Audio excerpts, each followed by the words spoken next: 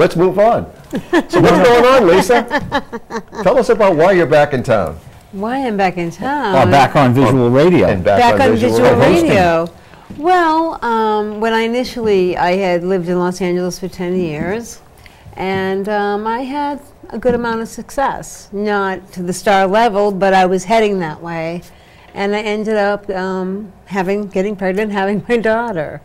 And for the first couple of years, I was really involved with her. And actually, the last time I did the show, not to correct you, and the reason I know this is because of the person who came with me, I believe was in '97. 97, okay. Because I was living in East Boston was the last time I did visual radio. That's still a good, good 16 amount years of time. ago. And at that time, in '97, I had done Meet Joe Black, and I was on it initially as a union extra, and then I ended up getting a little part on it, which I got cut out of. I feel like that's the story of my life. But from there, I went to New York, and I said to people, I'm going to get an off-Broadway. And there were all these New York actors that, on this particular thing, because it was a great gig, because it went on for weeks and weeks and weeks and weeks and weeks, and people would make their insurance, they would, make a lot of connections. It was just a really, really, it was like 200, mostly New York actors. And they're like, you're out of your mind, you're LA trained. I said, but I'm actor studio trained. That's different. And they were like, no, it's not. I said, oh, yes, watch. And I ended up getting a lead in '98 off-Broadway at the Harold Clinton, Stella Adler's husband's theater. I was accused in the Village Voice of a little nepotism from the Brando family, but there really was none. They had no idea, which was great.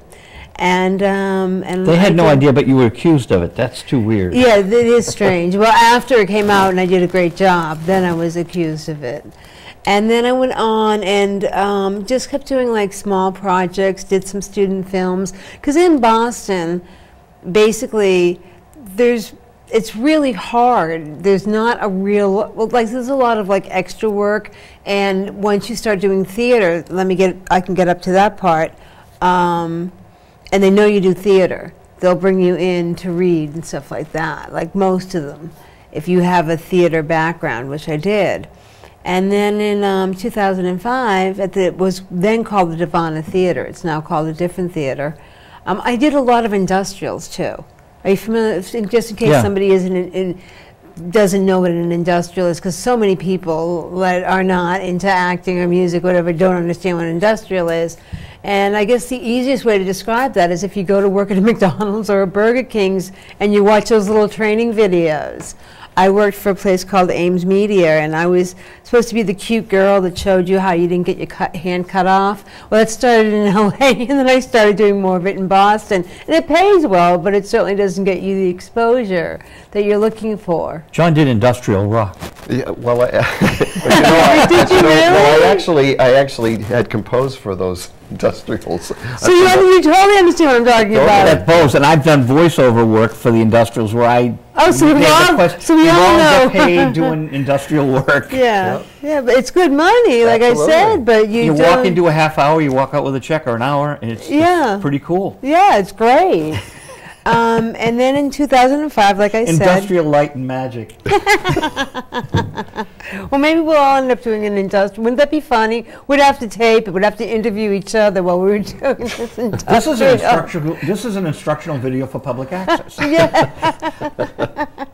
What was your fondest memory with Christian Brando? Oh God, it's really a funny moment. I actually, when I met him, I felt sorry for him because I really didn't believe he was a Brando. I mean, to us at the Actors Studio, Marlon Brando was God, but I thought he lived in Tahiti somewhere. And he got in the back, like he just rode, I shouldn't say rice burners, but like Hondas and thing, and I rode a Harley Davidson. And I grew up in Harley Davidsons.